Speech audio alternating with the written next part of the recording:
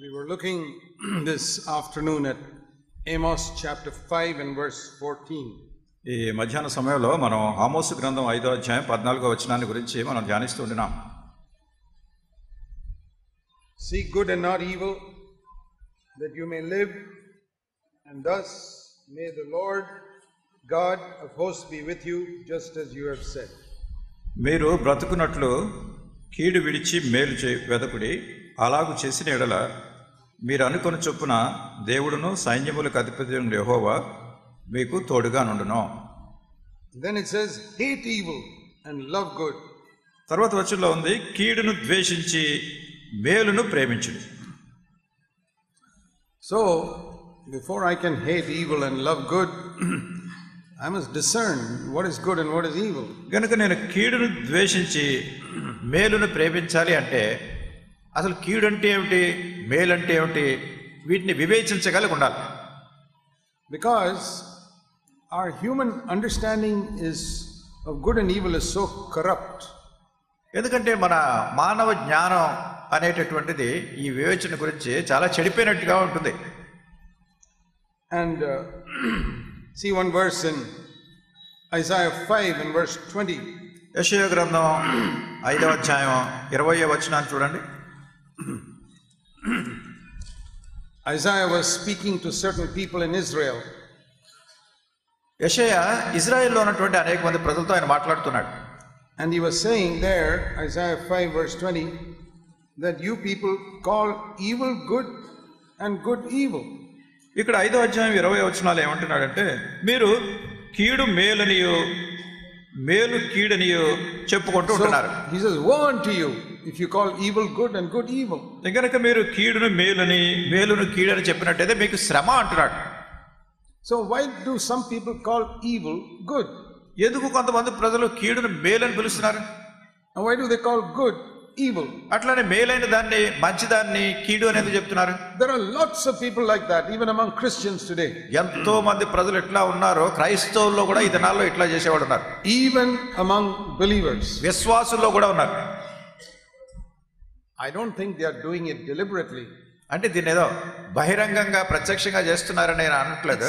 Because they don't have discernment what is good and what is evil. ఎందుకంటే అసలు మేలైనది ఏమిటో కీడైనది ఏమిటో వివేచించేటటువంటి శక్తి వాళ్ళకి లేదు.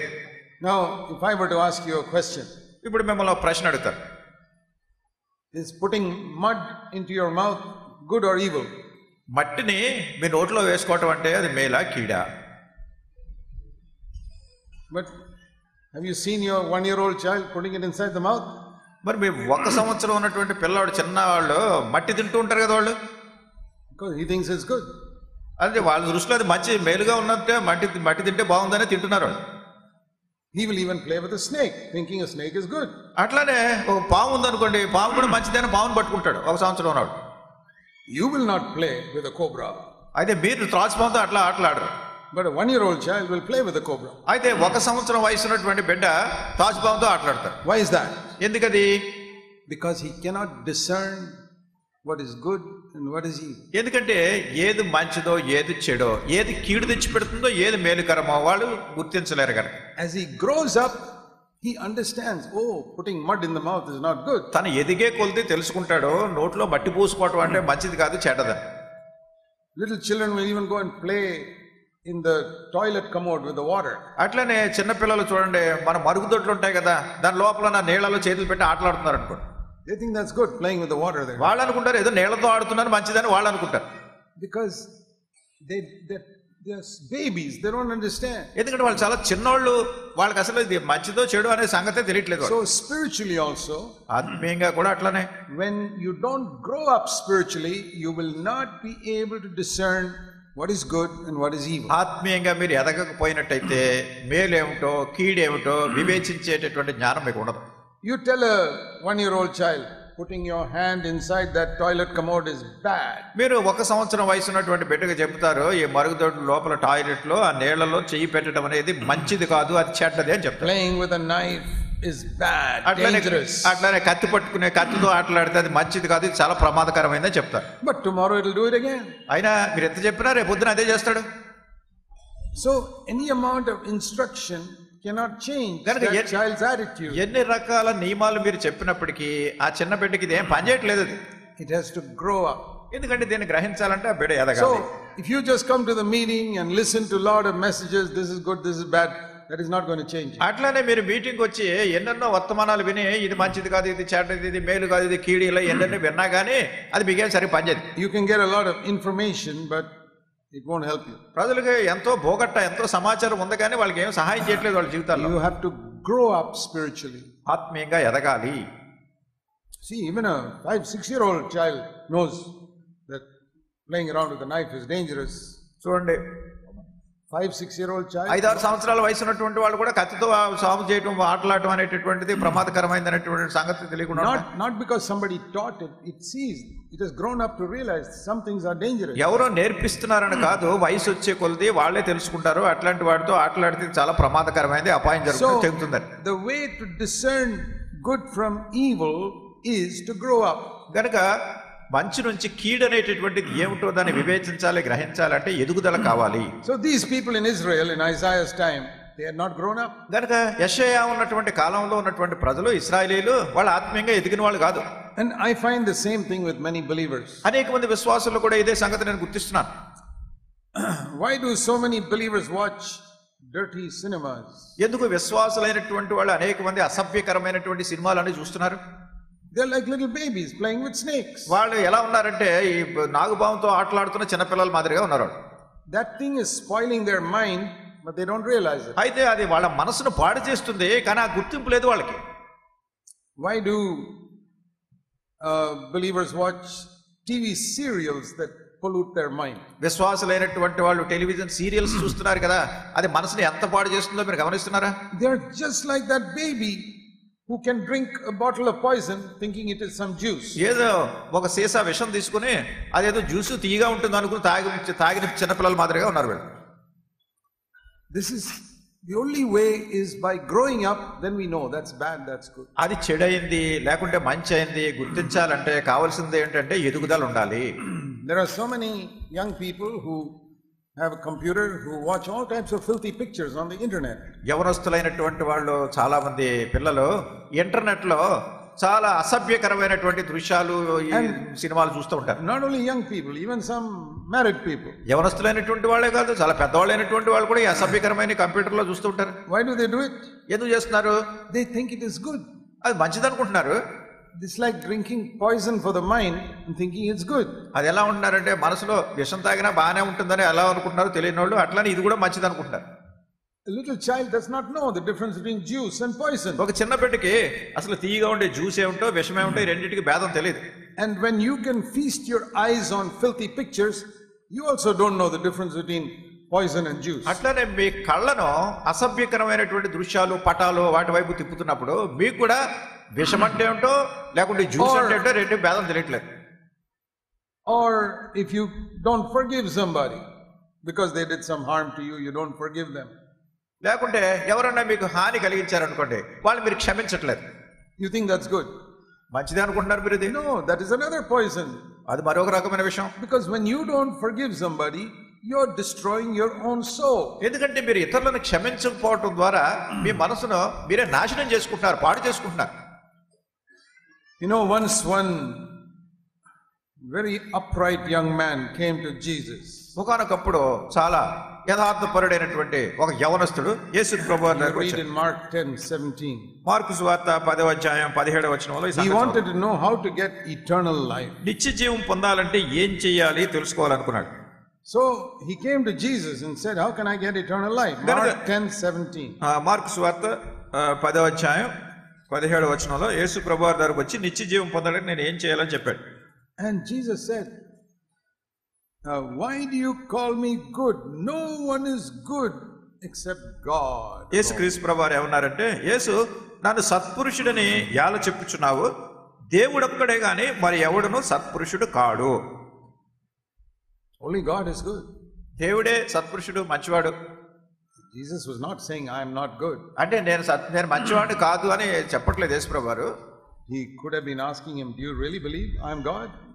నేను దేవుడు నన్ను నిజంగా నమ్ముతున్నావా అని అడిగి ఉండవలసింది. When you call me good, నువ్వు నన్ను సత్పురుషుడు అని పిలిచినప్పుడు if only God is good, then everything outside of God is not good. అంటే దేవుడే మంచివాడు అని చెప్పినప్పుడు దేవుడు కానటువంటిది, దేవునికి వెలుపల ఉన్నటువంటిది ఏది మంచిది కాదు. A lot of things that we think are good are not good. అనేకమైన సంగతులు మంచివని మనం అనుకుంటున్నాం, కానీ అవి మంచివి కావు. And in the Old Testament they had a law.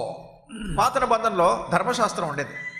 But the law was like a kindergarten lesson. ఈ ధర్మశాస్త్రం అనేది ఎట్లాంటిదంటే ఈ పిల్లలకి చిన్న కిండర్ గార్డెన్ కేజీ క్లాసుల్లో పాఠాలు చెప్తారు కదా, అట్లాంటిది. This is good, this is bad. ఇది మంచిది, ఇది చెడ్డది. But that was like kindergarten studying 2 + 2 is 4, that level of arithmetic. అది ఎలా ఉంటుందంటే పిల్లలు ప్రారంభ దశలో స్కూల్కి వెళ్తున్నప్పుడు 2 కలిపితే 4 అవుతుంది అని చిన్న చిన్న పాఠాలు నేర్చుకున్నట్టుగా ఉంటుంది. But there is a lot more in arithmetic than just addition. అదే ఈ గణిత శాస్త్రంలో అది పెద్ద గొప్ప సంగతి ఏమిటి కాదు, అదే కూడిక 2 కలిపితే 4 అని. The law was like giving an education, kindergarten education to those who have no education. గనక ఈ ధర్మశాస్త్రం అనేది ఏమిటంటే అసలు చదువు లేనటువంటి వాళ్ళకి చాలా బాల్య దశలో చిన్నప్పుడు నేర్పించే చిన్న చిన్న పాఠాలు లాంటిది. But then Jesus came. తర్వాత యేసుక్రీస్తు ప్రభువారు వచ్చారు. And when Jesus came, యేసు ప్రభువారు వచ్చినప్పుడు he showed by his life what is really good and what is evil. ఆయన తన యొక్క జీవితం ద్వారా చూపించారు నిజంగా మంచిది ఏమిటి, కీడైనటువంటిది ఏమిటి అనే సంగతి చూపించారు. For example, ఉదాహరణ చూడండి. you know, the Pharisees had a question about, is it right to heal somebody on the Sabbath day? పరిసయ్యులు యేసు ప్రభువారు నాకు ఒకసారి ఒక ప్రశ్న అడిగారు. సబ్బాతు దినాన్ని, విశ్రాంతి దినాన్ని ఎవరినన్నా స్వస్థపరచుట ఇది ధర్మమా అని అడిగారు. There was a man with a withered hand, paralyzed hand in the synagogue. సమాజ మందిరంలో పక్షవాయుగలిగినటువంటి ఊచక చేయగలిగినటువంటి ఒక వ్యక్తి వచ్చాడు. It was a Sabbath day. అది విశ్రాంతి దినం. And Jesus wanted to heal him. యేసుక్రీస్తు ప్రభువారు అతను స్వస్థపరచాలని కోరారు. The Pharisees' attitude was no. కనుక ఇక్కడ పరిసయ్యులు ఏంటంటే కాదు అనేటటువంటి. So now it is a question of what is good and what is evil. అయితే ఇప్పుడు ఇక్కడ ఈ ప్రశ్న ఏమిటంటే ఏది మంచిది ఏది మంచిది కాదు. So Jesus asked them a question. యేసుక్రీస్తు ప్రభువారు వారిని ఒక ప్రశ్న అడిగారు. Mark chapter 3 verse 4. మార్కు సువార్త 3వ అధ్యాయం 4వ వచనం. Is it lawful on the Sabbath day to do good? విశ్రాంతి దినమున మేలు చేయుట ధర్మమా, కీడు చేయుట ధర్మమా? Their understanding of good was, you must not do any work on the Sabbath day. వాళ్ళు మేలు చేయటం అనేటటువంటి వాళ్ళ గ్రహింపు ఏమిటంటే విశ్రాంతి దినాన్ని ఏ పని చేయకూడదు ధర్మశాస్త్రాన్ని అనుసరించి. You can't even heal a man who's got a paralyzed hand. మరొక మనుషుడు ఊచ చేయగలిగినటువంటి వాడైనా కానీ అతను స్వస్థపరచకూడదు. And Jesus another time asked them, supposing your sheep falls into the ditch on a Sabbath day, will you pull it out or wait till next day? యేసుక్రీస్తు ప్రభువారు ఒక సందర్భంలో అన్నారు, మీ గొర్రె ఏదన్నా గుంటలో పడిపోయినట్టయితే మరి అది విశ్రాంతి దినం కనుక గుంటలోంచి బయటికి తీస్తారా, లేకుంటే విశ్రాంతి దినం రేపటి వరకు చూస్తానంటారా? They had all types of wrong ideas about what is good and what is bad. కనుక ఏది మంచిది కాదనే దాని గురించి తప్పుడు అభిప్రాయాలు ఉన్నాయి వాళ్ళకి. Jesus came to take them out of the kindergarten to teach them what is really good. యేసుక్రీస్తు ప్రభువారు వాళ్ళని ఈ ప్రారంభ దశ పాఠాల నుంచి అసలు నిజంగా మేలైంది కీడైంది నేర్పించడానికి కొంచెం హెచ్చైన స్థాయికి తీసుకుని రావాలని కోరారు. So Jesus was so angry, it says in Mark 3 verse 5. గనుక మార్కు సువార్త 3వ అధ్యాయం 5వ వచనంలో యేసుక్రీస్తు ప్రభువారు చాలా ఆయన కోపంతో, because their hearts were so hard, ఎందుకంటే వాళ్ళ హృదయాలు చాలా కాఠిన్యంతో ఉన్నాయి. and he healed that man. గనుక ఆ వ్యక్తిని స్వస్థపరిచారని. So how shall we understand what is good? గనుక ఏది మంచిదో ఎట్లా మనం గ్రహించాలి? Let me show you another verse. ఇంకో వచనం చూపిస్తాను. In Romans 7, రోమీయులకు రాసిన పత్రిక 7వ అధ్యాయంలో the apostle Paul says, అపోస్తలుడైన పౌలు చెప్పాడు, Romans 7 రోమీయులకు రాసిన పత్రిక 7వ అధ్యాయం and verse 18. 18వ వచనం.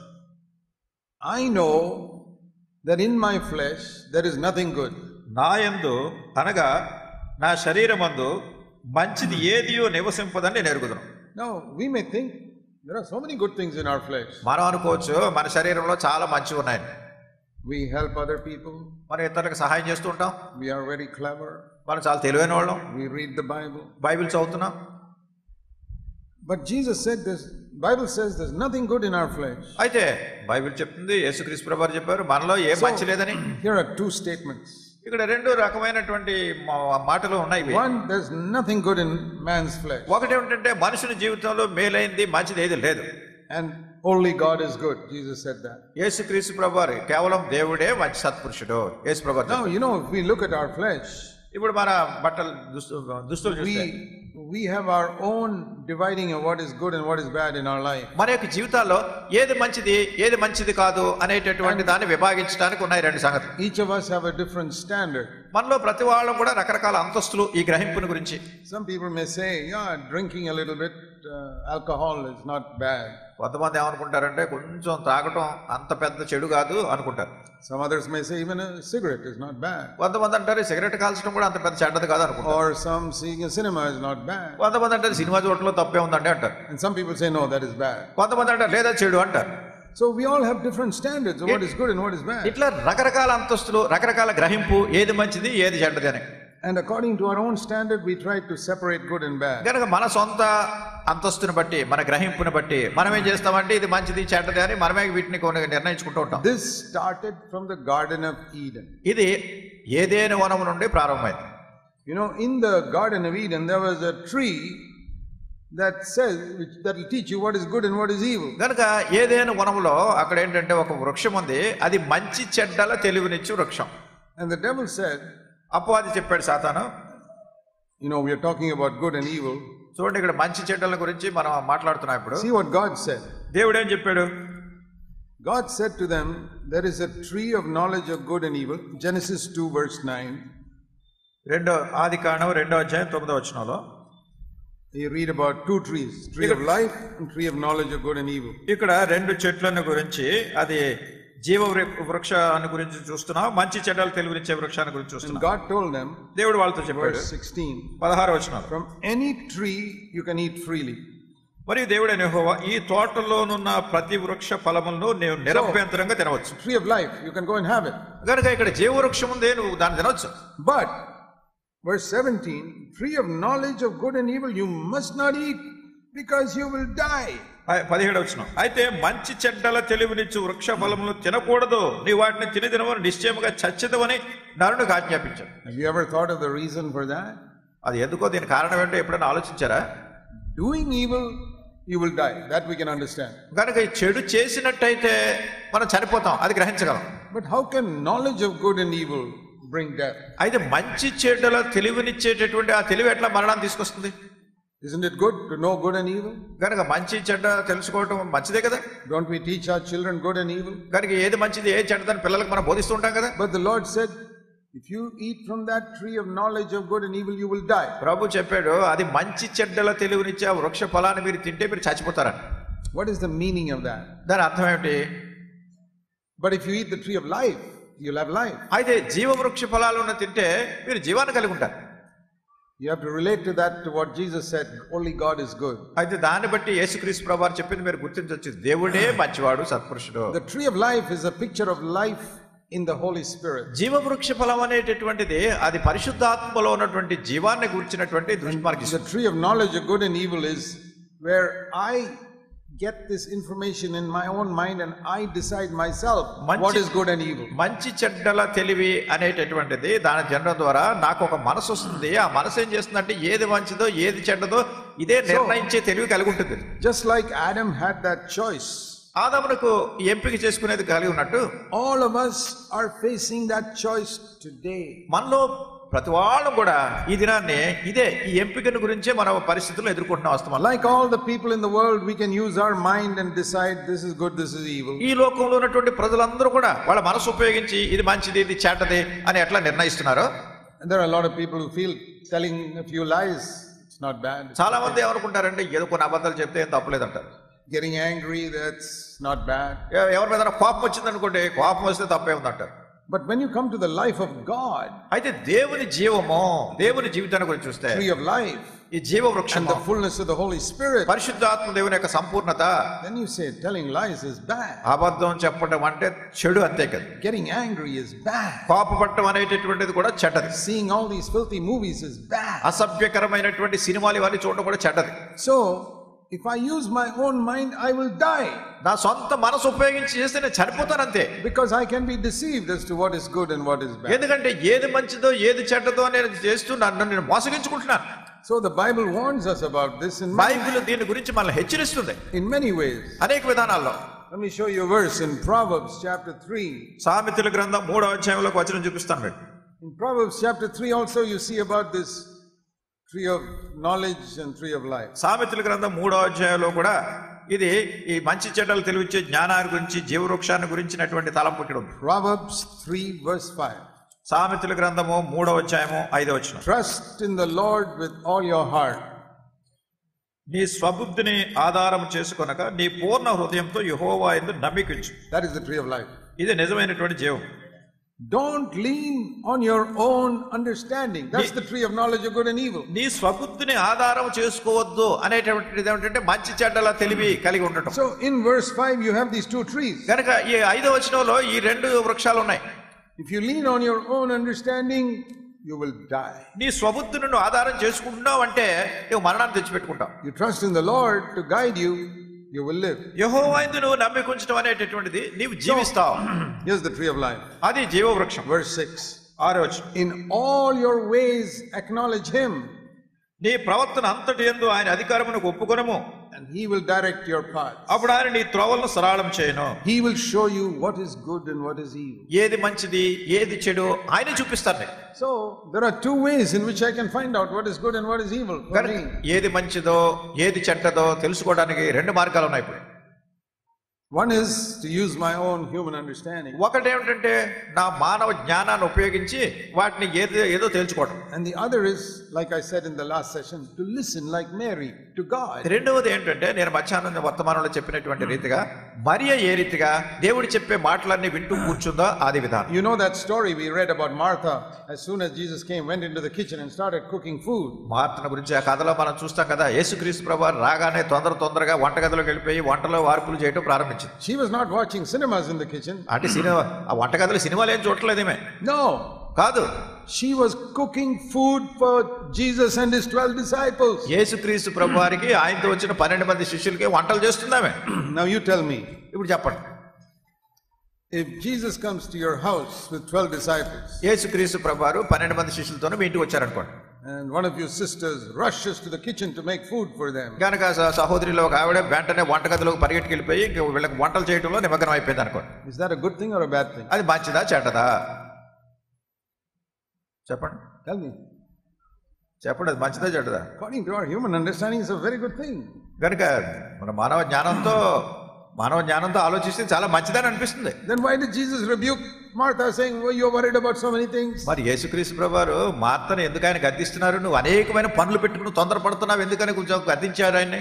Because when Jesus is speaking, that is not the time to go and cook food. ఎందుకంటే యేసుక్రీస్తు ప్రభువారు ఇక్కడ మాట్లాడే సమయంలో అది మనం వెళ్ళి వంట చేసే సమయం కాదు. And that's why Jesus said what Mary has chosen is better than what you're doing. అందుకొరకే ప్రభువారు అన్నారు మరియ ఏర్పాటు చేసుకున్నది ఉత్తమమైనది. నువ్వు చేస్తున్న పని కంటే మరియ చేస్తున్న పని ఉత్తమమైనది. So even though that looked like good to cook food for Jesus, it was not good. యేసుక్రీస్తు ప్రభువారు వంట చేయడం అనేది చాలా మంచి పనిగానే కనిపిస్తున్నప్పటికీ ఆ సమయంలో అది మంచి పని కాదు. Because there was something better than that and she was missing that. ఎందుకంటే దానికంటే శ్రేష్టమైనది ఇక్కడ ఉంది, ఇది మార్త పోగొట్టుకుంటుంది. And Jesus rebuked her. యేసు ప్రభువారు ఆమెను గద్దించారు. Imagine rebuking her for working so hard in the kitchen making food for her. వంటగదిలో కష్టపడి పనిచేస్తూ వంట చేయడం అనే దాని గురించి ప్రభువారు మరి గద్దించారేంటి? I once went for some meeting somewhere. ఒకసారి నేను ఒక చోటకి ఒక మీటింగ్ వెళ్ళాను. And one family invited me for dinner after the meeting. ఆ కూటమి అయిపోయిన తర్వాత భోజనానికి ఆ కుటుంబం మమ్మల్ని ఆహ్వానించారు రావడం. After the meeting I went there. సరే మీటింగ్ అయిన తర్వాత అక్కడికి వెళ్ళాం. So I asked the sister, ఆ సహోదరిని అడిగాను, "Did you come for the meeting?" సహోదరి మీరు ఈ రోజు మీటింగ్ వచ్చారా? She said, "No." రాలేదు అందాం. Why? ఎందుకు? I was cooking food for you. మీకు వంట చేస్తున్నానంటే నేను ఇంటి దగ్గర ఉండాను. I said, "I will never come to this house again if you're not going to come for a meeting." నేను అన్నాను, మీరు మీటింగ్కి రాకపోయినట్టయితే మీ ఇంటికి నేను రాను ఎప్పుడు అన్నాను. I don't want your food. నాకు కావాల్సింది మీ భోజనం కాదు. I mean, that day I ate because she took the trouble. సరే ఇంకా అంత కష్టపడి పని చేసిందని ఆ రోజు ఏదో భోజనం చేశాను. But I said, I want to give you some wisdom. Next time, అయితే come to the meeting. గనక తర్వాతసారి గనక మీరు గనక మీటింగ్ రాకపోతే, And it's all right, you come home and eat some bananas or something, that's enough for me. సరే నేను ఇంటికి వచ్చి అరటిపళ్ళు తింటే సరిపోతుంది, నాకు అన్నం తినక్కర్లేదు అనుకున్నాను. Food is not important. కనుక ఈ భోజనం ప్రాముఖ్యమైనది కాదు. God's word is more important. దేవుని వాక్యం భోజనం కంటే So ప్రాముఖ్యమైనది. what she did was a good thing. ఆమె చేసింది మంచిదే, But compared to listening to God's word, it was not a good thing. అయితే దేవుని వాక్యాన్ని వినటం అనే దాంతో పోల్చినట్టయితే ఆమె చేసింది మంచిది కాదు. So you must realize that there are some things which you think are good, అట్లానే because of that you're missing something better than that. అట్లానే మీరు కూడా గమనించాలి, కొన్ని సంగతులు అవి చేస్తున్నందుకు మంచిదని మీరు అనుకుంటున్నారు, కానీ దీనికంటే శ్రేష్టమైన దాన్ని ఒకటి పోగొట్టుకుంటున్నారు అన్నప్పుడు ఇది చెడ్డదైపోతుంది. There is a proverb in English. English భాషలో ఒక సామెత, It's not in the Bible. అది బైబిల్లో లేదు, It's true అది సత్యమే. that the good thing can be the enemy of the best thing. ఈ మంచిది అనేటటువంటిది శ్రేష్టమైన దాన్ని కనుక మనం వదులుకున్నట్టయితే ఇది మన శత్రువు అయిపోతుంది. మంచిదన్నది కూడా మన శత్రువు అవుతుంది. See, what Martha did was a good thing and what Mary did was the best thing. Martha చేసింది మంచిదే, మరీ చేసింది ఇంకా శ్రేష్టమైనది. So sometimes you can do a good thing and miss the best thing. కొన్నిసార్లు మీరు మంచిదే చేయొచ్చు, శ్రేష్టమైన దాన్ని పోగొట్టుకోవచ్చు. So that's why we need to discern between what is good according to God's standard. గనక ఇప్పుడు కూడా దేవుని యొక్క అంతస్తులో దేవుని మనసును అనుసరించి శ్రేష్టమైనది ఏదైనా గుర్తించాలి. That is the difference between these two trees. గనక ఈ రెండు వృక్షాలకి మధ్యలో ఉన్న భేదమే. One is a human understanding. Yeah, I think this is good. ఒకటేమిటంటే మానవ గ్రహింపుతో, మానవ జ్ఞానంతో ఇది మంచిదే అని మనం అనుకుంటాం. When God is telling you something else, then that is no longer good. అయితే దేవుడు మనకి ఇంకోటి ఏదో చెప్తున్నప్పుడు ఇంకా అదే మాత్రం మంచిది కాదు మనకి. Let me give you an example. ఉదాహరణ చూడండి. Jesus was walking down the Sea of Galilee and told Peter and John and all, give up your nets and fish and come to me. యేసుక్రీస్తు ప్రభువారు గలిలయ సముద్ర తీరాన్ని వస్తూ అక్కడ పేతురు, యోహాను, యాకోబు వీళ్ళందరూ కూడా ఏం చెప్పారు? మీ వలలు వదిలిపెట్టేసి నన్ను వెంబడించండి అని చెప్పారు. Now the question is this. ఇప్పుడు ప్రశ్న ఏంటంటే, is fishing in order to earn your living a good thing? చూడండి, మీరేదో జీవనభృతి కోసం చేపలు పట్టుకోవడం అనేది మంచిదేనా? Yes or no? మీరేదో వృత్తి ప్రకారం మీరు చేపలు పట్టుకుంటున్నారు, అది మంచిదే కాదు. You're not stealing. మీరు ఏ దొంగతనం చేయట్లేదు. You're fishing in order to earn your living and take care of your family. మీ బ్రతుకు తెరువు కోసం, మీ కుటుంబాన్ని పోషించడం కోసం మీరు వెళ్ళి చేపలు పట్టుకునే వృత్తి పట్టుకుంటున్నారు. It is a good thing. మంచిది ఇది. But when Jesus calls you, అయితే యేసు ప్రభువారు ఇప్పుడు మిమ్మల్ని పిలుస్తుంటే to follow him, ఆయన వెంబడించడానికి, and you still stay there, then that becomes a bad thing. అయినా కానీ మీరు ఇంకా అక్కడే ఉన్నారనుకోండి, అప్పుడు ఏమైపోతుంది? అది చెడ్డదైపోతుంది. I used to work in the Navy. That's where I was converted. నేను నౌకాదళంలో నేవీలో పనిచేసేవాడిని. అప్పుడు ఆ సమయంలో నేను మారు మనసు పొందాను. When I was 24 years old, 24 సంవత్సరాల ప్రాయంలో, 1964, 1964 సంవత్సరం, the Lord called me to leave my job. ప్రభు నన్ను పిలిచారు నా ఉద్యోగాన్ని వదిలేయమని. I was a Christian working in the Navy. నేను క్రైస్తవుడిని, నేను నేవీలో పనిచేస్తున్నాను. I never did anything wrong. నేను ఎప్పుడు ఏ తప్పు చేయలేదు. I was earning my living. నాకు కావాల్సిన జీవనభృతిని నేను సంపాదించుకుంటున్నాను. It was a good thing. మంచిదే అది. But once I heard the call of God, అయితే ఒకసారి దేవుని పిలుపు విన్న తర్వాత, then if I stay in the Navy, it's a bad thing. ఇంకా నేను ఆ నౌకాదళంలోనే నేవీలోనే ఉన్నాను అనుకోండి, అది చెడు. అది if God had not called me, ఒకవేళ దేవుడు నన్ను పిలవకపోతే, I could have stayed till the age of 60 and retired and done a good thing all along. మరి 60 సంవత్సరాల వయసు వచ్చేంత వరకు కూడా నేను ఆ నౌకాదళంలో ఉండిపోయి చాలా మంచి పనులు చేస్తూ ఉండేవాడిని.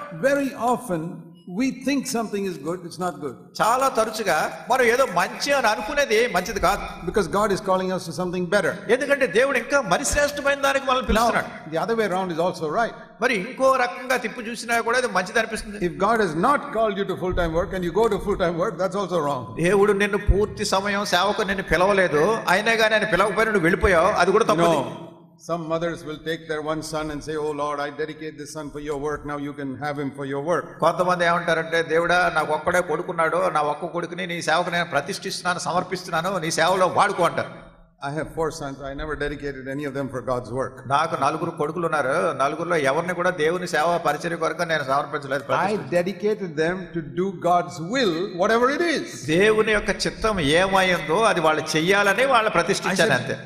I'm not God. How can I call my sons to do God's work? కానీ నేను దేవుడిని కాదు, కానీ నా పిల్లల్ని దేవుని సేవకు రమ్మని నేనెవరిని చెప్పడానికి. That God has to give. God calls them, it's okay. ఒకవేళ దేవుడు పిలిస్తే అది సరైనది, దేవుడు తగిన సమయంలో వాళ్ళు పిలుస్తాడు. I'm a man, I can't call them for God's work. కనుక నేను మనుషుడిని, నేను వాళ్ళ దేవుని సేవ కొరకు పిలవలేను. So the important thing is not doing full-time work, but doing the will of God. ఇక్కడ ప్రాముఖ్యమైన సంగతి ఏమిటంటే పూర్తి సమయం సేవ చేస్తున్నాం అనేది కాదు, దేవుని చిత్త ప్రకారం చేస్తున్నామా లేదా అనేది ప్రాముఖ్యం. See, many of you have the idea that a full-time worker is God's servant. మీలో చాలా మంది ఏమనుకుంటారంటే మనసులో పూర్తి సమయం ఉండి దేవుని సేవ చేస్తుంటే అదే దేవుని సేవ అనుకుంటారు. That is nowhere in the New Testament. నూతన బంధన గ్రంథంలో అదే ఆ మాటలు ఎక్కడ లేవు. I'll show you in the New Testament who is God's servant. మరి దేవుని సేవకుడు అంటే ఎవరో క్రొత్త నిబంధనలో మీకు చూపిస్తాను. Romans chapter 6. రోమీయులకు రాసిన పత్రిక 6వ అధ్యాయం. Romans chapter 6 రోమా 6వ అధ్యాయం and verse 22. 22వ వచనం.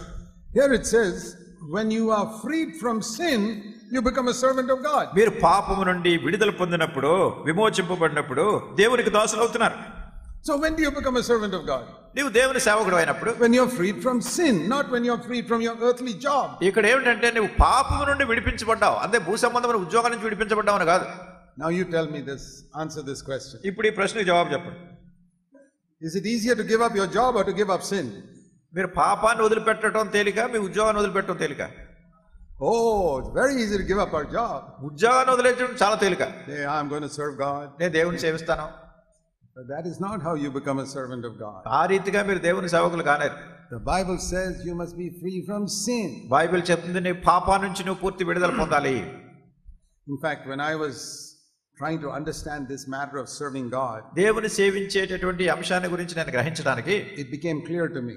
అది నాకు చాలా స్పష్టంగా తెలిసింది. A servant of God is not a full-time worker, but anyone who does the will of God. దేవుని సేవకుడు అనేటటువంటి వారు పూర్తి సమయం చేస్తున్నారని కాదు, దేవుని యొక్క చిత్తాన్ని అనుసరించి ప్రతిసారి చేసే వాళ్ళందరూ దేవుని సేవకులు. You know, like you cannot go and join the army if the army does not recruit you. ఒకవేళ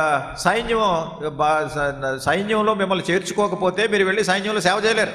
You can't put on one uniform and go to Kashmir and say I'm also going to fight. మీరు ఒక military uniform వేసేసుకుని కాశ్మీర్ వెళ్ళిపోయి నేను కూడా తుపాకులు పేల్చేస్తాను అక్కడ యుద్ధంలో చేరతానంటే ఎవరు మిమ్మల్ని రానివ్వరు. They'll throw you out saying we didn't recruit you.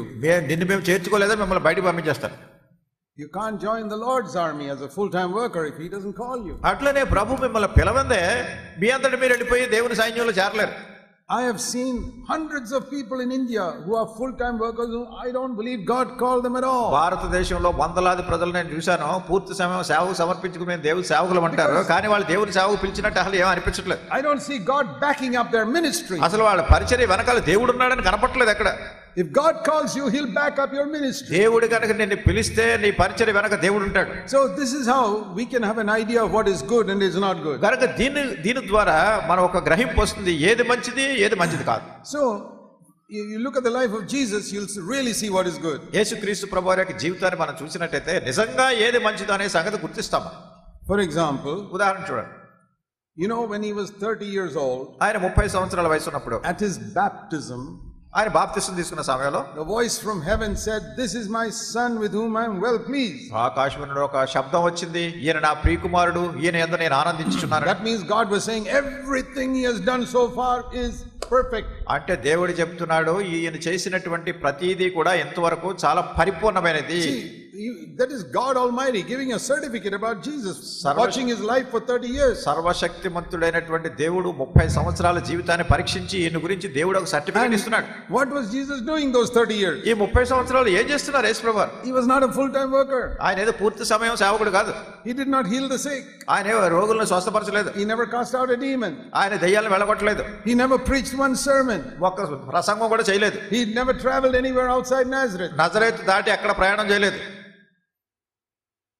How can God be pleased with somebody who is not a full-time worker? మరి పూర్తి సమయం పరిచర్య చేయనటువంటి వాడిని గురించి దేవుడు నేను ఈయన ఎందు ఆనందిస్తున్నాను ఎలా చెప్తాడు? You know what Jesus was doing? యేసుప్రభువారు ఏం చేస్తున్నారు తెలుసా? The Bible says in Mark 6 that he had 4 younger brothers. మరి మార్కు సువార్త 6వ అధ్యాయం 30లో ఆయన 4 చిన్న తమ్ముళ్ళు ఉన్నారు and 2 sisters. 2 సహోదరులు ఉన్నారు. And a mother Mary at home. తన తల్లి మరియా ఉంది ఇంటి దగ్గర. I think Joseph had died. యోసేపు ఆ సమయానికి మరణించారు. There were 7 people at home, including Jesus 8. యేసుక్రీస్తు ప్రభువారితో కలిసి 8 ఈయన కాకుండా 7 ఉన్నారు. So Jesus was the eldest son of Mary. యేసుక్రీస్తు ప్రభువారు మరియకు పెద్ద కొడుకు. And he had the responsibility, because Joseph had died, to feed the whole family. తన తండ్రి యోసేపు చనిపోయారు గనక ఈ కుటుంబాన్ని అంతటినే పోషించేటటువంటి భారం ఈ పెద్ద కొడుకు మీద ఉంది. So he took Joseph's job, and he did the carpentry work for up to the age of 30. గనుక యోసేపు యొక్క వృత్తి ఆయన చేస్తున్నటువంటి పని ఈయన చేస్తూ 30 సంవత్సరాల ప్రాయం వరకు ఆయన వడ్రంగి పని చేస్తూనే ఉండేవాడు. So maybe for half of those 30 years he was just going to school and all of that, but the rest of the 15 years he was a carpenter. ఒకవేళ 30 సంవత్సరాల్లో సగం వయసు 15 సంవత్సరాల వయసు వరకు చదువుకోవడానికి పాఠశాలకి వాటికి వెళ్ళి మిగతా 15 సంవత్సరాలు కష్టపడి పనిచేస్తూ ఉన్నాడు. Is this the best thing to do, to make stools and benches and carpenter? కనుక ఏదో బెంచీలు స్టూళ్ళు అన్ని చేసి వడ్రవానిగా ఉంటాం, అది శ్రేష్టమైందా?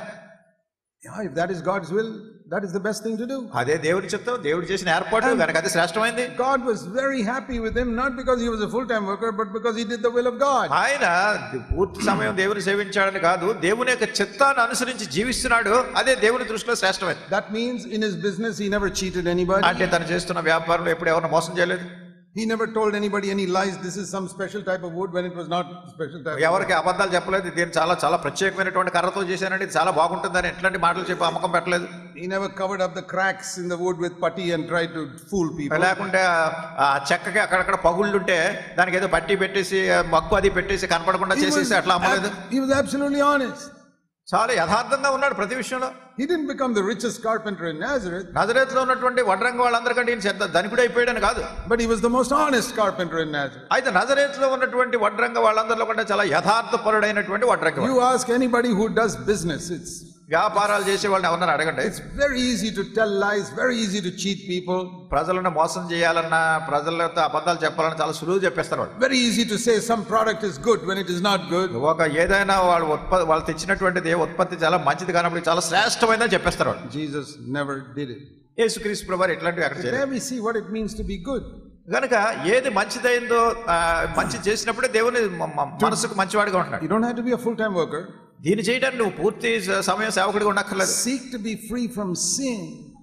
పాపము నుండి పూర్తిగా విడుదల పొందాలి. And do everything righteously. మరి ప్రతిదీ కూడా నీతియుక్తంగా జీవించాలి. So that God, who is watching you all the time, can say, I'm pleased. తద్వారా దేవుడు ప్రతి విషయాన్ని కనిపెట్టి చూసి ఈ వ్యక్తి అంతా నేను ఆనందిస్తున్నానని చెప్పాలి. That is the certificate we must get. అదే మనం పొందవలసినటువంటి certificate. Now turn to Genesis chapter 1. ఇప్పుడు ఆదికాండం మొదటి అధ్యాయం చూడండి.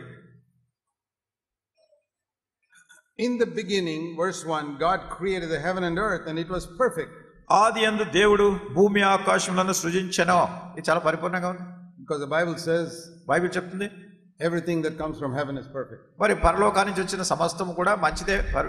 God never does anything imperfect. మరి దేవుడు దేన్ని కూడా పరిపూర్ణత లేనట్టుగా శ్రేష్టమైన కానట్టుగా చేయలేదు. He created this universe with one word. ఒక్క మాటతో సర్వ సృష్టిని చేసినాడు. And it was perfect from the first day. అది మొదటి దినాన్ని నుండి కూడా చాలా పరిపూర్ణంగా ఉంది. And then he made all the angels. తర్వాత దూతలందరినీ చేసినాడు. And then one of the head of the angels rebelled against God. కనుక దేవుని దూతలలో ప్రముఖుడైనటువంటి వ్యక్తి దేవుని మీద వ్యతిరేకంగా తిరుగుబాటు చేశాడు. Gathered 1/3 of the angels with him. దూతల్లో ఉన్నటువంటి 3వ భాగాన్ని తన వెనకేసుకున్నాడు. God cast them out and they became Satan and the demons from that day. అయితే దేవుడు వారిని త్రోసివేసినప్పుడు వాళ్ళే సాతాను యొక్క అనుచరులుగా మారిపోయారు. And just like when Adam sinned, the earth got cursed. అది ఎట్లా అంటే ఆదాము పాపం చేసినప్పుడు భూమి అంతటి మీదకి శాపం వచ్చినట్టుగా, when the angels fell, దూతలు పడిపోయినప్పుడు, పతనం అయిపోయినప్పుడు the earth became corrupt. భూమి అంతా కూడా చెడిపోయింది. That's what you read in verse 2. అదే 2వ వచనంలో చదువుతున్నాం. The earth became formless, empty, dark. భూమి నిరాకారముగాను శూన్యముగాను ఉండెను. That's not the way God created it. దేవుడు దాన్ని సృష్టించిన విధానం అట్లాంటిది కాదు. God never creates anything formless, empty and dark. నిరాకారంగా ఉండేటట్టు, శూన్యంగా ఉండేటట్టు, చీకటితో ఉండేటట్టు దేవుడు ఏది చేయడు. The perfect earth became like that because of sin, the sin of the angels. పరిపూర్ణమైనటువంటిది దూతలు చేసినటువంటి పాపమును బట్టి ఈ అపవిత్రత ఈ చెడ్డదిగా అయిపోయింది. Immediately the Spirit of God began to move there, it says in verse 2. తర్వాత దేవుని యొక్క వాక్యం 2వ వచనంలో చూస్తున్నాం. దేవుని యొక్క ఆత్మ అక్కడ అల్లాడుతుంది. And verse 3, the word of God went forth saying, let there be light.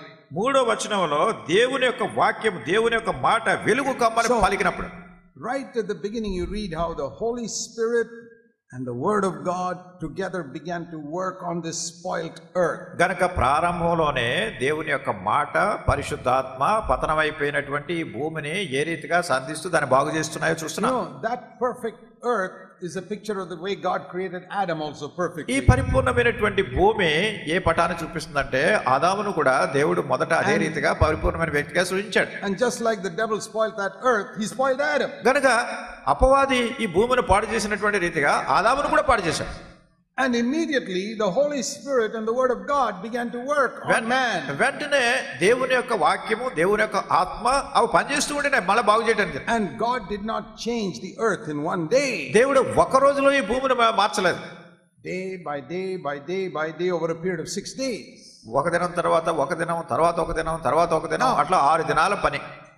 With the Holy Spirit and the Word of God, God could have changed it all in 1 second. మరి పరిశుద్ధాత్మ దేవుని యొక్క వాక్యము ఒక క్షణంలో దీని అంతా మళ్ళీ బాగు చేసి ఉండవలసింది. Why did he do it day by day by day by day by day? ఎందుకు దీన్ని ఒక దినం తర్వాత ఒక రోజు తర్వాత ఒక రోజు ఇలా చేస్తూ వస్తున్నారు? It's a lesson for us. ఇది మనకు ఒక పాఠం. That when we are spoiled, మనం పతనం అయిపోయినప్పుడు and the Holy Spirit and the Word of God begin to work on us, పరిశుద్ధాత్మ దేవుని యొక్క వాక్యము మనలో పనిచేయడం ఆరంభించినప్పుడు God can change us in a second, but he does not. దేవుడు ఒక క్షణంలో మార్చగలడు, కానీ అట్లా చేయడం లేదు. He changes us day by day by day by day. దినదినము మనలో మార్పు పొందిస్తాడు. And then finally at the end of the chapter, చివరిగా ఈ అధ్యాయం చివరిలో it says God saw everything he had made, verse 31, and it was very good. మొదటి అధ్యాయం 31వ వచనంలో దేవుడు తాను చేసిన యావత్తు చూసినప్పుడు అది చాలా మంచిదిగా ఉండేది. So one day when Jesus comes back, ఒక దినాన్ని యేసుక్రీస్తు ప్రభువు తిరిగి వచ్చినప్పుడు God's work with you and me will be completed and it will be very good. దేవుని యొక్క వాక్యము నీలోను నాలోను సంపూర్ణంగా కార్యం చేసినప్పుడు అది చాలా మంచిదిగా ఉంటుంది. How did he change that earth? ఈ భూమిని ఎట్లా మార్చాడైనా? Verse 2 and 3, the Spirit of God and the Word of God. దేవుని యొక్క వాక్యం 2వ వచనం 3వ వచనంలో దేవుని యొక్క వాక్యము దేవుని యొక్క ఆత్మ ఈ రెండు. Not only the Word of God, not only the Spirit of God. దేవుని యొక్క వాక్యం మాత్రమే కాదు, అట్లనే దేవుని ఆత్మ మాత్రమే కాదు. There are two means by which God changed the earth. ఈ భూమిని మార్చడానికి 2 విధానాలు దేవుడు ఉపయోగించాడు. And 2 means by which God changes us. అట్లానే మనల్ని మార్చడానికి కూడా 2 విధానాలు. That's why we must receive the Word of God and be open to the Holy Spirit. అందుకే దేవుని యొక్క వాక్యాన్ని మనం స్వీకరించాలి, పరిశుద్ధాత్మ నిమిత్తమే మన హృదయాన్ని తెరిచి ఉంచాలి. One alone is not enough. ఒక్కటే సరిపోదు. We need both. మనకి 2 కావాలి. It's just like a train. If it has to go from one station to another, it needs the rails and the engine needs power. చూడండి, ఒక రైలు బండి ఒక station నుంచి ఇంకొక స్టేషన్కి వెళ్ళాలంటే దానికి రైలు పట్టా కావాలి, అట్లానే ఇంజిన్ లో శక్తి ఉండాలి దాన్ని లాక్కెళ్ళడానికి. That's why the engine needs either electric power or diesel power. అంటే ఆ ఇంజిన్ లో దానికి కరెంటుకు సంబంధించిన పవర్ కానీ డీజిల్ పవర్ కానీ శక్తి. Which is more important? ఏది చాలా ప్రాముఖ్యమైనది? The rails or the power? రైలు పట్టాలా లేకుంటే అక్కడ ఉన్నటువంటి శక్తి? To go from one place to the other. ఒక స్టేషన్ నుంచి ఇంకో స్టేషన్, ఒక చోట నుంచి ఇంకో చోటకి వెళ్ళాలంటే. If you have power but no rails, you can't go. ఒకవేళ మీకు చాలా శక్తి ఉంది కానీ రైలు పట్టాలు లేవు, ఎలా వెళ్తుంది రైలు? If you have rails and no power, you still can't go. అట్లనే రైలు పట్టాలు ఉన్నాయి కానీ దాన్ని లాగే శక్తి లేదు, అది కూడా కదలదు. You need both. 2 కావాలి మనకి. Supposing the engine says, I am not bothered about the rails, I am going to go off by myself. ఒకవేళ ఇంజిన్ అంటుంది అనుకోండి, ఇంజిన్ లో శక్తి ఉంది, పట్టాలున్నా లేకపోయినా దాంతో పని ఏంటి, నేను వెళ్ళిపోతానని ప్రారంభించింది అనుకోండి, It will get stuck in the ground. ఆ వెంటనే మట్టిలో దిగిపడిపోతుంది. So it's not enough to have the Holy Spirit. కానీ అట్లనే పరిశుద్ధాత్మ ఉంటేనే సరిపోతుంది. You must follow those exact rails of the Word of God. దేవుని యొక్క వాక్యంలో ఉన్నటువంటి ఆ పట్టాలు తీసుకెళ్తున్నట్టుగా వాక్యాన్ని అనుసరించి మన జీవితం వెళ్తూ ఉండాలి. Otherwise, like the engine, you'll just blow the whistle and make a lot of noise. లేనట్టయితే ఆ ఇంజిన్ మాదిరిగా అది వెంటనే పెద్ద శబ్దం వస్తుంది, విజిల్ వస్తుంది. That's how it is in some churches. They just make a lot of noise. అట్లానే కొన్ని సంఘాల్లో ఏంటంటే చాలా శబ్దాలు వస్తూ ఉంటాయి. They're not following the Word of God. దేవుని యొక్క వాక్యాన్ని అనుసరించడం లేదు. We need both. 2 కావాలి మనకి. We need the Word of God and the power of the Holy Spirit. దేవుని యొక్క వాక్యం కావాలి, పరిశుద్ధాత్మ దేవుని శక్తి కావాలి. That is what we see right at the beginning of the Bible. అదే బైబిల్లో ప్రారంభంలోనే ఈ సంగతి మనం చూస్తున్నాం. And then I want you to see this. తర్వాత మీరు చూడాలని కోరుతున్నాను. At the end of the first day, మొదటి దినం చివరిలో God said, దేవుడు చెప్పింది, He saw the light, verse 4, that it was good. 4వ వచనంలో వెలుగు మంచిదైనట్టు దేవుడు చూచెను. And then again it says in verse 10, 10వ వచనంలో He separated the earth and the seas, and he saw it was good. ఆయన భూమిని ఆరిన నేలను సముద్రాన్ని ఆయన విభాగించి అది మంచిదని దేవుడు చూశాడు. 12వ వచనంలో the earth brought forth trees and fruit, and God saw it was good. భూమి మీద గడ్డి మొలిపించాడు, చెట్లు వచ్చినాయి, దేవుడు అది మంచిదని చూశాడు. Then he put the sun and the moon, and verse 18 he saw that was good. అట్లానే వెలుగివ్వడానికి సూర్యుని చంద్రుని ఈ ఆకాశమందు శక్తులను చేసినప్పుడు అది మంచిదని దేవుడు చూశాడు. And then verse 21 he made all the fish and the others in the waters, and he saw it was good. అట్లానే 21వ వచనంలో సముద్రంలో ఉన్నటువంటి జలచరాలు, మత్స్యాలు, చేపలు ఇవన్నిటిని సృజించిన తర్వాత అది మంచిదని దేవుడు చూశాడు. And then he made the animals, verse 25, and he saw that was good. దానికి 25వ వచనంలో ఆదామును సృజించాడు, ఇది మంచిదని దేవుడు చెప్తున్నాడు. So every day God examined the work he did, and he said it's good. కనుక ప్రతిరోజు కూడా దేవుడు చేసినటువంటి పనిని పరీక్షించి చూసి ఇది మంచిదని చెప్తున్నాడు. He didn't check it up once a year, he checked up every day. ఆయన ఏదో సంవత్సరానికి ఒకసారి కాదు దీన్ని పరీక్షించింది, ప్రతిరోజు పరీక్షించి చూస్తున్నాడు.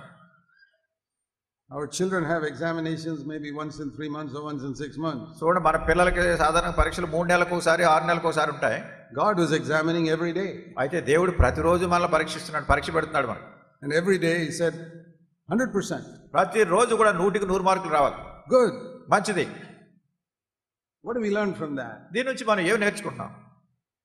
That God is examining our life also every day. దేవుడు మన జీవితాలను కూడా ప్రతిరోజు పరీక్షిస్తున్నాడు. To see whether we are discerning between good and evil. గనుక ఈ మంచి చెడులను సరైన విధానంలో మనం వివేచిస్తున్నామా లేదా? If we have chosen the good, God gives a certificate. మనం మంచిదాన్ని మనం ఏర్పాటు చేసుకుంటే దేవుడు మంచిదని చెప్తున్నాడు. That's in the first chapter of the Bible. ఇది బైబిల్లో ఉన్నటువంటి మొదటి అధ్యాయంలో ఉంది. Every day. ప్రతిరోజు, not once a year.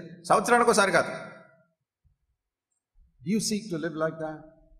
Do you seek to live like that? ఆ రీతిగా జీవించాలని మీరు కోరుతున్నారా?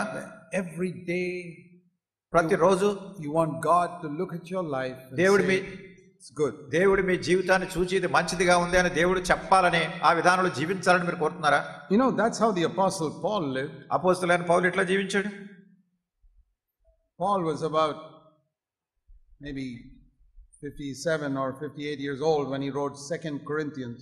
కొరింథీయులకు రాసిన రెండో పత్రిక పౌలు రాసినప్పుడు ఇంచుమించుగా 57-58 సంవత్సరాల వయసు కలిగినటువంటి వాడు. He had already been a believer for more than 25 years. 25 సంవత్సరాలుగా విశ్వాసిగా జీవించున్నాడు. He was born again when he was around 30. ఆయన ఇంచుమించు 30 సంవత్సరాల వయసులో ఆయన తిరిగి జన్మించాడు. This is written about 27 years after that. అది అయిన ఆయన రక్షణ పొందిన తర్వాత 27 సంవత్సరాల తర్వాత రాసినటువంటి పత్రిక. 2 Corinthians chapter 4. రెండవ కొరింథీ 4వ అధ్యాయం. See what he says here. ఇక్కడ ఏం చెప్తున్నాడు చూడండి. Verse 16. 16వ వచనం. We don't get discouraged. కావున మేము అధైర్యపడము. Why? ఎందుకు? Because even though my outer man is decaying, my inner man is being renewed every day. మా బాహ్య పురుషుడు కృషించుచున్నను ఆంతర్య పురుషుడు దినదినము నూతన పరచబడుచున్నాడు. Paul was 57, was not as strong as he was when he was 30. మరి పౌలు 57 సంవత్సరాల వయసు, ఆయన ఏదో 30 సంవత్సరాల వయసులో ఉన్నంత బలము శక్తి ఇప్పుడు లేదు ఆయనకి. We can't help that. దానికి మనం ఏం చేయలేము. As we get older, I am 73 now, my body becomes weaker. మన వయసు పెరిగే కొలది నాకు ఇప్పుడు 73 సంవత్సరాలు, కనుక శరీరం బలహీనం అయిపోతూ ఉంటుంది. But the inner man, Paul's inner man was getting renewed every day. మరి పౌలు యొక్క ఆంతరంగిక పురుషుడు, ఆంతరంగిక ఉన్నటువంటి వ్యక్తి తను దినదినము నూతన పరచబడుతున్నాడు. Not every year. చూడండి, ప్రతి సంవత్సరం కాదు, every day. దినదినము అని ఉంది. Just like Genesis 1. అది ఆదికాండం మొదటి అధ్యాయంలో ఉన్నట్టు. You ask Paul, how often are you becoming a better Christian? మరి పౌలు, నువ్వు ఎంత తరచుగా శ్రేష్టమైన క్రైస్తవుడు అవుతున్నావని ప్రశ్నిస్తే, every day. Every day. ప్రతిరోజు.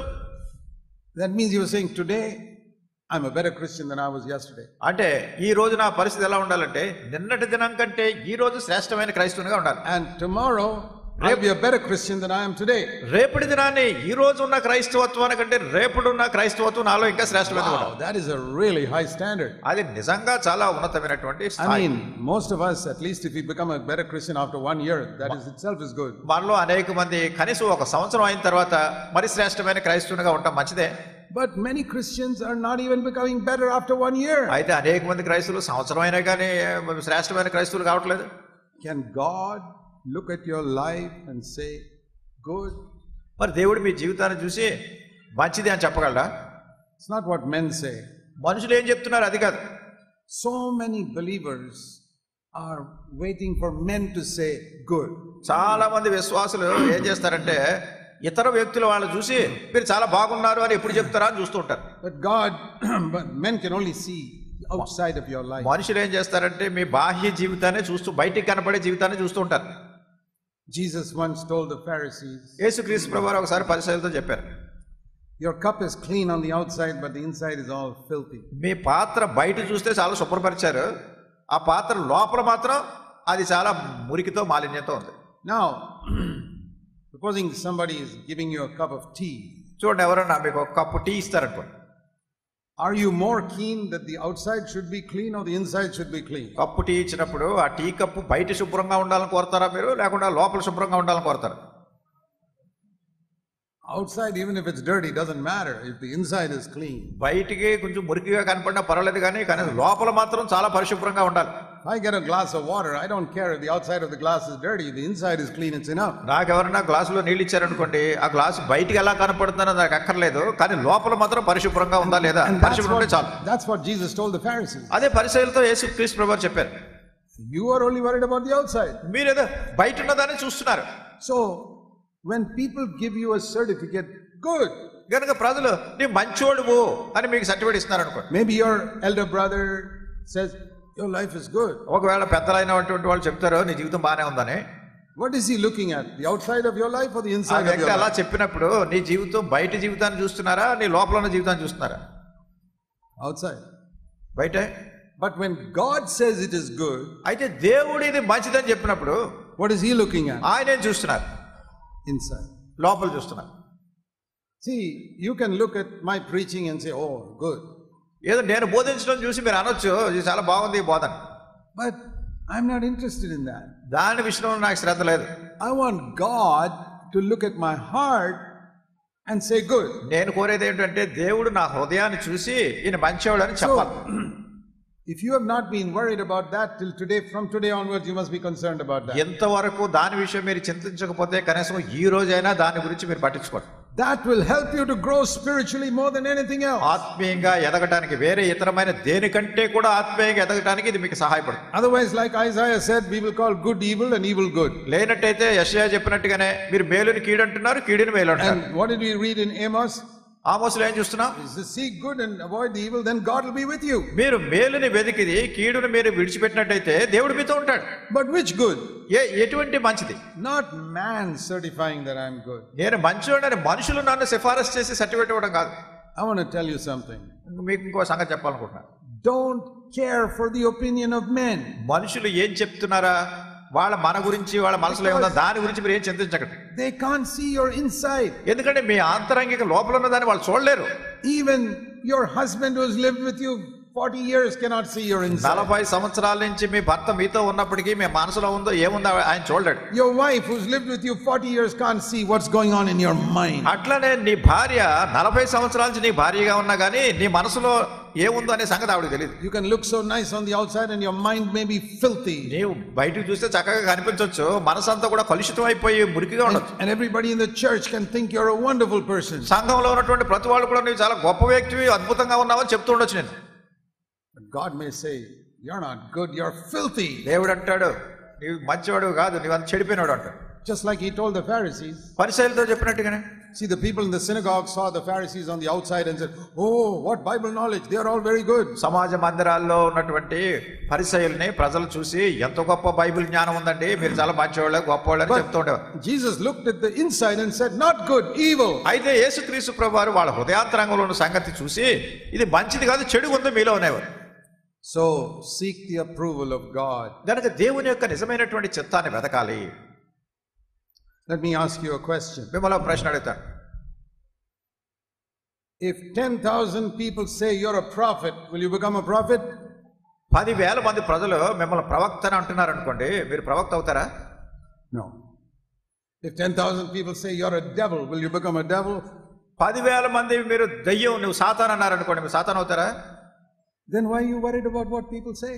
మరి అట్లాంటప్పుడు ప్రజలు ఏమంటున్నారు దాని గురించి మీరు ఎందుకు మనసు అనవసరంగా దాని గురించి చెత్తపడుతున్నారు? Whatever people say, you throw it in the garbage bin. ప్రజలు ఏం చెప్పినా కానీ చెత్తకుండీలో పడేయటం దాన్ని. Oh, you call me a prophet? ఓ నేను ప్రవక్తని పిలుస్తున్నారా? Garbage. చెత్తబుట్టలో పడేయండి. You call me the devil? లేకపోతే మిమ్మల్ని దెయ్యమని పిలుస్తున్నారా? Garbage. అది కూడా చెత్తబుట్టలో పడేయండి. Lord, what do you say about me? ప్రభువా నువ్వేమంటున్నావు నన్ను గురించి? That's the only thing that matters. అదే నాకు కావాల్సింది, అదే ప్రాముఖ్యమే. And God looks at me every day. దేవుడి కనుక ప్రతిరోజు నేను And చెప్తున్నాను, looks at you. ప్రతిరోజు నేను చూస్తాను. Just like Genesis 1. ఆదికాండం మొదటి అధ్యాయం అన్నట్టు. And He wants to say, good. నిన్ను మంచివాడని దేవుడు చెప్పగోరాడంట. So let's seek that from today onwards. ఈ రోజు నుండి మనం దాన్నే వెతుకుదాము కాక.